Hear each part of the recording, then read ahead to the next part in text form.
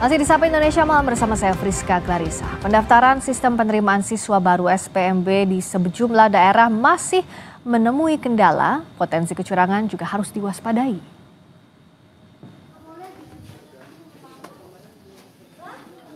Pendaftaran sistem penerimaan murid baru atau SPMB resmi dibuka sejak Senin lalu masih mengalami kendala. Di Pandeglang, Banten, orang tua siswa mengeluh kesulitan mengakses website pendaftaran di laman spmbbantenprof.co.id. Gangguan pada situs resmi ini membuat proses pendaftaran terhambat dan menimbulkan keresahan di kalangan pendaftar, khususnya orang tua siswa. Login saya untuk pendaftaran SPMB itu, untuk servernya sangat sulit loginnya untuk masuk ke SPMB-nya. Oh, kemarin tuh Pak ya? Iya. Nah, kalau untuk sekarang nih Pak? Untuk saya alhamdulillah ada masih bisa dibantu sama pihak pendaftar. Sistem penerimaan baru atau SPMB, SMA, dan SMK negeri di kota Surabaya dikeluhkan orang tua siswa. Wali murid antri sejak dini hari untuk mendapatkan PIN pendaftaran SPMB. Di Blora, sejumlah calon siswa baru mendatangi posko pelayanan penerimaan siswa baru di SMA 1 Blora. Mereka langsung datang ke posko karena kesulitan untuk mendaftar secara daring. Penggantian sandi, soalnya waktu itu sandi saya salah.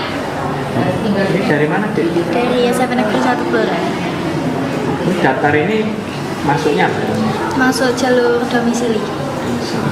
Tadi gimana pelayanannya? Pelayanannya bagus banget, operatornya ramah. Ombudsman Jawa Barat menyebut ragam masalah dan kecurangan yang berpotensi terjadi dalam SPMB 2025. Masalah antara lain terkait kesulitan menginput data pendaftaran. Ombudsman juga menyebut perlu mewaspadai adanya pendaftaran titipan pejabat melalui surat aspirasi dan juga kecurangan jual beli kursi.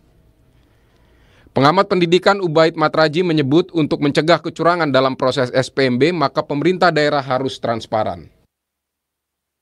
Di semua pemerintah daerah, tidak ada satupun pemerintah daerah yang mengumumkan berapa calon murid yang akan mendaftar di SD. Siapa saja calon murid yang akan mendaftar di jenjang SMP. Siapa saja dan di mana saja. Peta persebarannya bagaimana anak-anak yang ingin mendaftar di jenjang SMA misalnya. Itu nggak pernah dilakukan oleh pemerintah daerah. SPMB merupakan kebijakan baru untuk mengatasi masalah dalam diskriminasi dan manipulasi data dalam penerimaan peserta didik di tahun ajaran baru. Karena itu pemerintah dan pihak sekolah harus benar-benar berkomitmen melaksanakannya agar semua siswa memiliki akses setara ke pendidikan. Tim Liputan Kompas TV.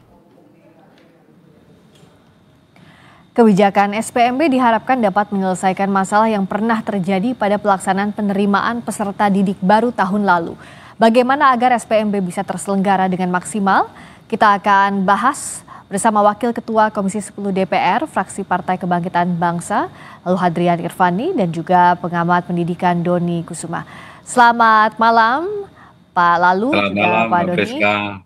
Selamat malam, Mbak Priska. Assalamualaikum. Waalaikumsalam warahmatullahi wabarakatuh.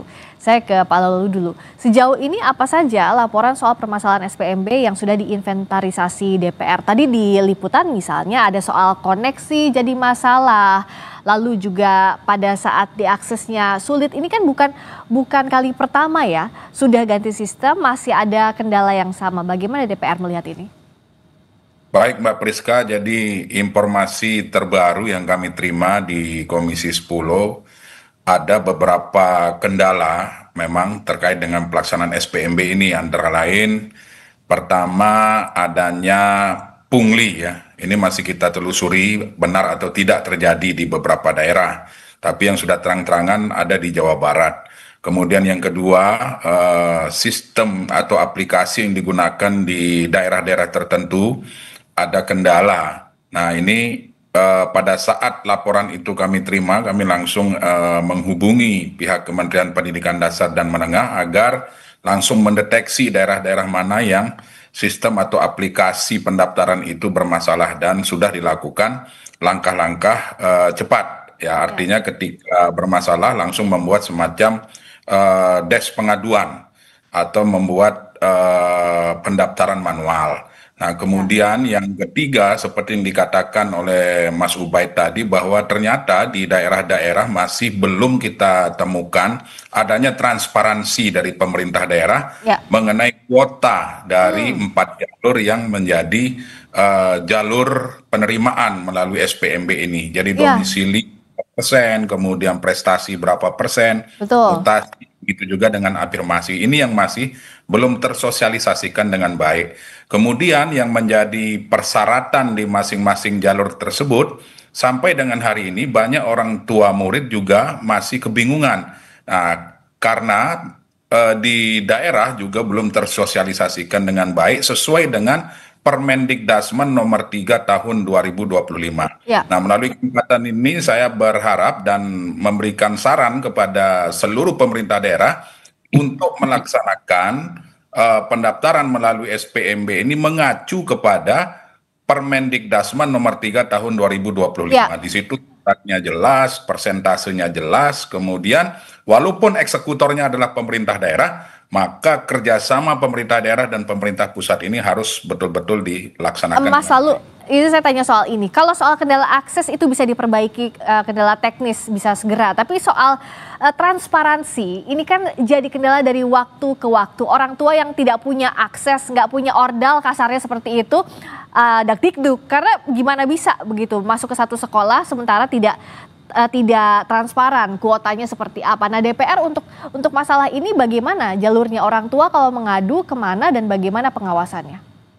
Ada beberapa langkah yang sudah kami sarankan kepada Kementerian Pendidikan Dasar dan Menengah. Pertama, kami meminta Kemendikdasmen untuk membuat semacam des pengaduan atau des SPMB lah namanya di tingkat pusat.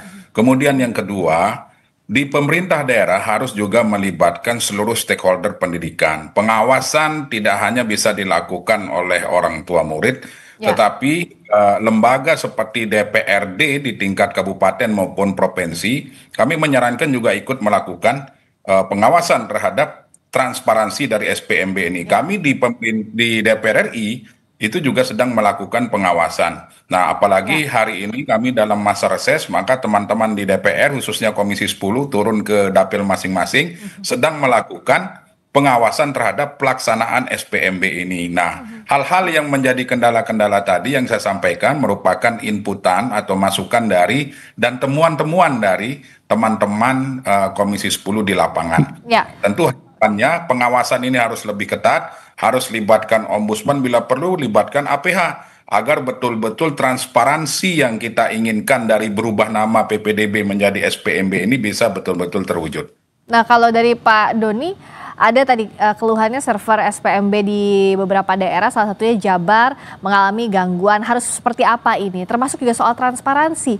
Apa sih sebenarnya yang jadi kendala tahun ke tahun soal ini, Pak Doni, dan realnya harusnya seperti apa?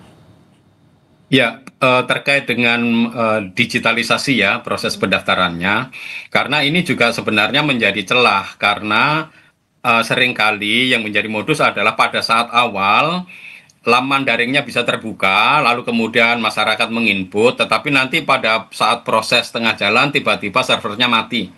Tetapi yang sekarang ini terjadi kan bahkan mereka mau nginput saja sulit gitu ya. Karena kalau sudah nginput selesai, seringkali nanti di tengah jalan mati. Dan itu kemudian tiba-tiba sudah nggak bisa diakses lagi. Nah, ini biasanya menjadi modus karena nanti setelah itu anak-anak yang kemudian nilainya itu kan selalu bersaing, jadi orang tua bisa ngecek anaknya masuk atau tidak dengan mereka yang daftar baru begitu kan. Nah, tiba-tiba nanti itu servernya down, lalu kemudian nggak sampai selesai, kemudian tiba-tiba ada anak yang menurut masyarakat ini seharusnya dia nggak masuk, tiba-tiba ada di dalam murid baru pada saat tahun ajaran baru. Nah, itu juga sebenarnya menjadi modus. Maka sebenarnya ya masyarakat dan publik harusnya mengawal ini. Saya rasa kalau ada jaringan internet dan lain-lain harusnya tetap terbuka, tidak boleh ada semacam sampai server down seperti itu. Nah, kalau mau ada internet, tidak ada internet, sudah digitalisasi atau belum, masih ada modus seperti ini, kemana orang tua itu bisa menagih haknya, Pak Doni? Katakanlah servernya down, nggak bisa mengakses, tiba-tiba anaknya nggak bisa masuk, ada anak lain titipan. Tapi kan kalau nasi sudah menjadi bubur, orang tua juga bisa apa? Ya, justru karena itu orang tua itu kan sebenarnya punya hak, apalagi terutama untuk pendidikan dasar ya Mbak ya, dari Ya, SD dan SMP. Apalagi sudah ada keputusan Mahkamah Konstitusi ya, yang mengingatkan bahwa pemerintah daerah harus membiayai seperti itu. Karena kalau ada anak-anak yang tidak bisa masuk ke sekolah negeri, tetapi karena kuotanya itu terbatas, tadi Pak Lalu juga menyebutkan ya bahwa di dalam Juknis dari Permendikdasmen nomor 3 tahun 2025 itu ya, pasal 33 poin 3 ayat poin nomor C itu kan disebutkan pemerintah daerah membuat Juknis kuota sekolah negeri. ya, Tetapi ini kan masyarakat nggak ngerti seberapa kuotanya. ya, Tetapi di kementerian sendiri sebenarnya sudah dikunci. Kalau mereka sudah melaporkan, dapodiknya sudah dikunci sehingga tidak memungkinkan mereka bisa menambah murid baru seperti di masa lalu ini. Saya rasa sebuah kemajuan di dalam sistem ya. ya, ya, Di dalam Permendikdasmen ini sudah cukup bagus, terutama mengatur juga domisili, bagaimana nanti untuk mengakali orang tua yang kemudian kakaknya di satu kakak itu ada banyak keluarga, itu kan sudah diatur di Permendikdasmen ini, sehingga ya. relatif secara aturan memperkecil kemungkinan-kemungkinan mereka untuk melakukan manipulasi terkait data-data kependudukan. Nah, Jadi ini sebuah kemajuan dan memang benar kata Pak Lalu, sebaiknya pemerintah daerah itu taat pada Permendikdasmen ini.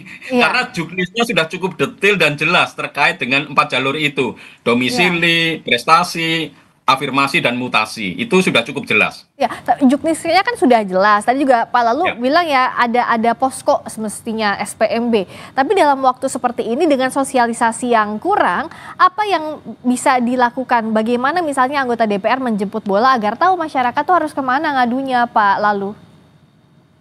Ya, ini kan memang sistem baru jadi butuh adaptasi. Saya berkali-kali menyampaikan di beberapa kesempatan kepada Kementerian Pendidikan Dasar dan Menengah agar segera melakukan sosialisasi baik kepada orang tua, kemudian seluruh pemangku kebijakan pendidikan yang ada di daerah masing-masing. Ya, Nah, tetapi dengan adanya kendala-kendala teknis di lapangan hari ini, melalui kesempatan ini juga saya meminta kepada daerah-daerah kita, bahkan di seluruh Indonesia, untuk segera beradaptasi, segera kembali ke Juklak Juknis yang sudah ditetapkan pemerintah pusat melalui Permendikdasmen nomor 3 tahun 2025. Kemudian libatkan seluruh pemangku kebijakan. Nah, ya, pengawasan saya berharap DPRD Kabupaten Kota maupun DPRD Provinsi untuk betul-betul aktif melakukan pengawasan terhadap SPMB ini. Mari kita ciptakan iklim yang sejuk, iklim yang tenang dalam penerimaan siswa baru kita tahun ini. Jangan sampai terulang lagi hal-hal yang menjadi persoalan di tahun-tahun sebelumnya. ya. Seperti itu. Ya, kalau dari Pak Doni, selain tadi masalah transparansi penerimaan ketimpangan mutu sekolah ini juga kan jadi problem dari tahun ke tahun. Nah, apa sebenarnya yang harus diperbaiki? Jangan sampai numpuk di satu sekolah, sekolah favorit begitu. Tapi yang lainnya kurang muridnya. Baik itu negeri maupun swasta ya dalam hal ini. Iya, terkait dengan sekolah favorit, itu kan pemerintah juga tidak bisa apa-apa ya, karena paradigma konsep sekolah favorit itu kan yang memberikan masyarakat, dan masyarakat itu melihatnya dari layanan pendidikan yang diterima. Tidak berarti bahwa sekolah negeri itu selalu favorit loh, karena di beberapa tempat misalkan di Jawa Timur beberapa tahun yang lalu di PPDB itu banyak yang nggak mau masuk ke sekolah negeri itu karena sarana prasarananya kurang, lalu kualitasnya juga kurang begitu bagus, malah kalah dengan sekolah swasta, sehingga mereka tetap memilih menyekolahkan anak di sekolah swasta. Jadi masalah ketimpangan kualitas ini memang harus menjadi perhatian pokok pemerintah dan pemerintah daerah untuk meningkatkan kualitas. Yang penting layanan pendidikan bagi anak-anak, terutama untuk pendidikan dasar itu ada. Yang menjadi masalah kan keterbatasan kuota SMP itu. SMP negeri itu lulusan SD-nya kan lebih banyak daripada kuota sekolah negeri. Mereka seharusnya tetap bersekolah di sekolah yang menjadi mitra pemerintah. Maka pemerintah diharapkan bekerja sama dengan sekolah-sekolah swasta yang kemudian sudah diteliti memiliki standar nasional pendidikan yang bagus, sehingga anak-anak yang tidak tertampung di sekolah negeri ini dapat memilih sekolah di sekolah swasta. Dan pemerintah harus membiayainya. Karena itu untuk PPDB ini harusnya sudah jauh hari sebelumnya sehingga bisa dibahas di DPRD, penganggarannya. Karena jumlah siswa dan kuota yang tidak tertampung di sekolah negeri itu sudah bisa diprediksi. Bahkan 5 tahun sebelumnya sudah ada jumlah-jumlahnya itu.